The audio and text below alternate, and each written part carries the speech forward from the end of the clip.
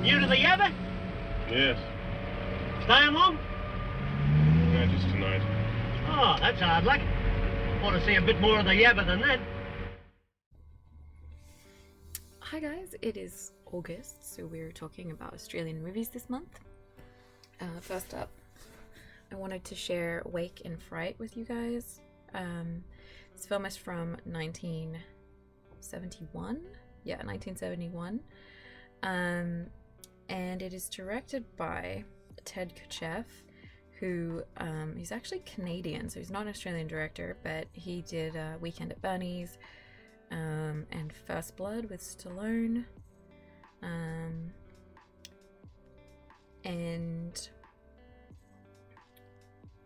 this film also stars Donald Pleasence, Gary Bond, Jack Thompson.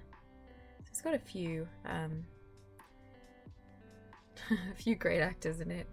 So Wake and Fright is essentially the story of a man called John, who is a school teacher, and he is on his way to see his girlfriend, who's like lives out of town, and he passes through a place called Bunton Yabba, or just the locals call it the Yabba, and he gets drunk and gambles one night and loses all of his money, so he's basically stranded there, and it just kind of devolves from there.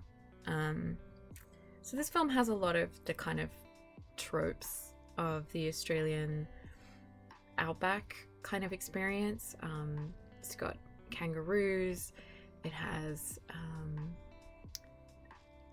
friendship, it has like the kind of Australian archetype. It has like the school teacher who's doing his time in like a small remote place, and it has the kind of older English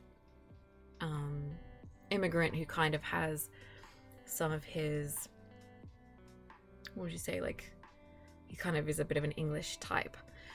And there's just the outback, the kind of sunburnt, red earth, wild place. And there's kind of a lot of myth in Australia around that kind of idea of this kind of wild country that you have to be tough to survive in. But the thing with this film, where often that's kind of romanticized in films like Walkabout or Man from Snowy River, this kind of, or even Picnic at Hanging Rock, where the landscape's kind of strange and mystical. This is like kind of the opposite of that. And I think, it's kind of was found to be kind of offensive in its own era because of how far it goes in kind of taking that myth and saying, yeah, all those things are true, but it's really like this, So this teacher who works in this remote location, he kind of thinks he's a bit better than everybody because he's middle class and they're working class. So he's not like the most sympathetic character. And he's also, he's played by John Grant, and he's just not very likable, really, when it comes down to it. And the town that he's in is kind of like a mean sort of place. Like everyone's got this kind of cynical, bored, rough expression. And where a lot of Australian narrative kind of functions around friendship or mateship, this film kind of says, often that's like you're strong-armed, like you're not really friends with these people, you just cannot get out of invitations, or you can't get out of drinking with these people. So there's kind of a truth in that. People can really be manipulative about, if you don't want to drink with them, you're like a bad person, or you're rejecting them, or you're rude. So John kind of falls into this. He has no money, so he's kind of relying on the kindness of strangers a little bit. And he falls in with Donald Pleasence's character, who is a doctor, Dr. Tyden. And this guy is just horrible. he's really like just really, really horrible. He does a lot of work as a doctor for free, basically in exchange for like beer. He's an alcoholic, but he's also, so here's where the film gets really dark. He has a daughter, and he kind of jokes about her sleeping around with everyone, but it started because he was sleeping with his own daughter, so she's kind of like very damaged by this whole thing, but everyone just kind of accepts it because that's the Outback, according to this film, you know? So there's incest. John tries to sleep with her himself, but he actually ends up throwing up instead, so it's because he's drunk, so that's kind of horrible. And then there's these two kind of friends, I guess, that John falls in with, and they're kind of in Australia they would be called like Yobbo Ocker kind of types. So they're kind of aggressively degenerate, and they take John out on a kangaroo shoot. So in Australia, kangaroos are kind of a pest to farmers, but really it's not like these guys are going out to be helpful to anyone. They just go out and brutally kill a bunch of kangaroos, and it's horrible. I actually skipped over this scene because I don't need to see that. They actually really kill kangaroos in this movie. So the crew went out there to shoot it, and some local people were like, yeah, we can take you on a kangaroo shoot. And then there was just this horrible, cruel bloodbath that they filmed. And the reason they kind of kept this in the film was to show, like, they're not exaggerating. This was like a real kangaroo shoot, and that's what people can be like. So there you go with the kind of sense of like what this film is. It's actually not like just Australian production, it's a co-production. I think that kind of is maybe part of why this film isn't really like sort of pro Australia. It's kind of the other side that isn't often shown in films. I think a lot of the time we get Australian films that are like, I mean, you have like Romper Stomper, but a lot of the time Australian people are kind of, we like to laugh at ourselves for our kind of own awkwardness, and there's like nothing wrong with that. I think it's kind of, Australia maybe has over the years defined itself as all of the things that kind of British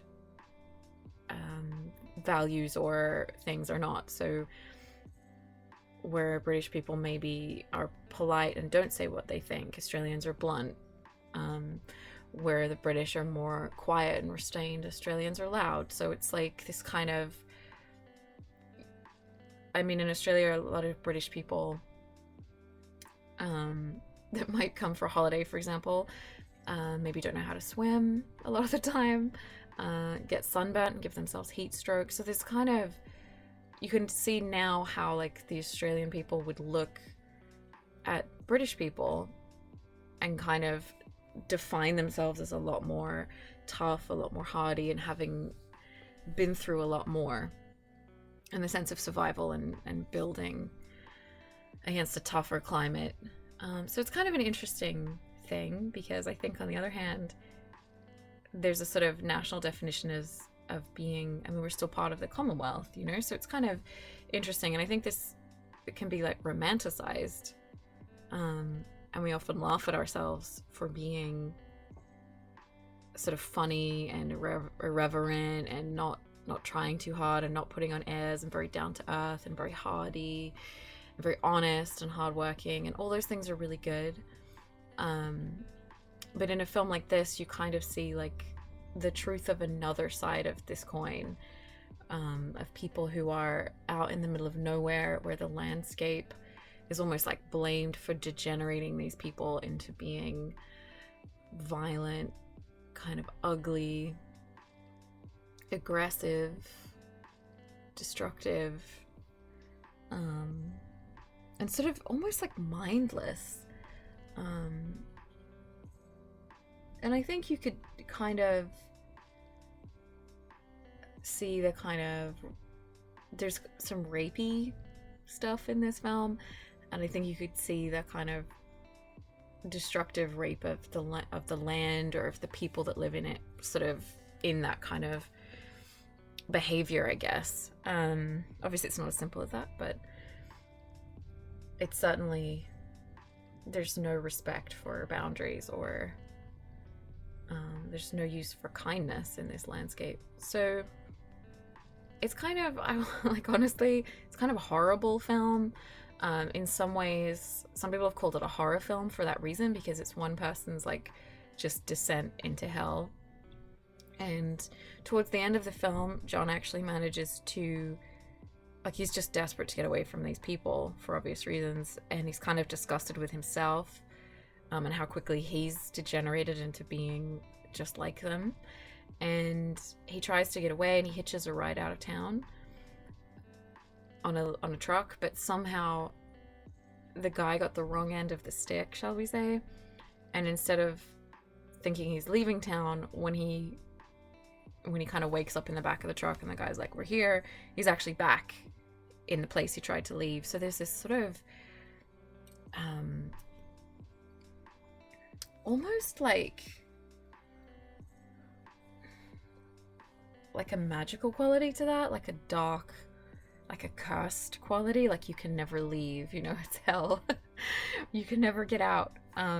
So it's very, I think it's a little bit cynical in that way. So obviously this is not the portrayal of the Australian people that in the 70s, other Australians obviously didn't see themselves that way, didn't want to see each other that way. It's not that these things, if you take them individually, these things can happen, these things do happen. Obviously kangaroo shoots are quite common, but for them to just be a violent bloodbath, it sort of sent a message that a lot of people rejected and really didn't like. And 71, that's kind of this part of the new wave. A lot of Australian films were coming out that were pro, you know, talking about Australia and talking about the positive aspects of Australia and myth making for, you know, for a country that was, you know, established but didn't see itself on the movie screen as much as it really should have.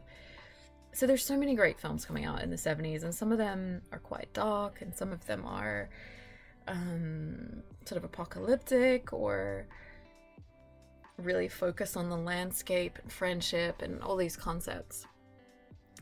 And this film is like, takes those and is like, yeah, but the reality is this. And it's obviously not the reality for everyone. So a lot of people rejected this film and just really didn't like it. But it found its feet a lot more later on, where people kind of rediscovered it and embraced it a little bit more. So yeah, it's kind of become an Australian classic. And I think it's on a few, like, it's a very talked about film. If you sort of get into Australian cinema at all, like, this will come up, this movie. Personally, I don't really recommend it. It's well shot and there's a lot of good stuff in it, and even just the fact that it's really dark doesn't kind of bother me that much. But just personally, for myself, I don't really enjoy watching a film with, like, incest and people throwing up and with no characters that you can kind of really love. And the kangaroo shooting, I mean, it's just horrible. It's real, so I understand that they're not, the film and the people who made it were not, you know, encouraging animal cruelty in any way. Quite the opposite. The film is sort of meant to show, like, this is really horrible, and, you know, maybe people don't know what's happening. But I think you can, you know, in this day and age, you can know that and not have to actually, you know, watch it yourself. So it's maybe one for, like, you know, not the faint of heart. You know what I mean? It's not something that I would be like, hey, just watch this with your kids or whatever. But it is a classic, and there's a lot of good stuff in there as well. Or even, and just add it to your mental knowledge, perhaps, if it's not for you. So that is Wake in Fright.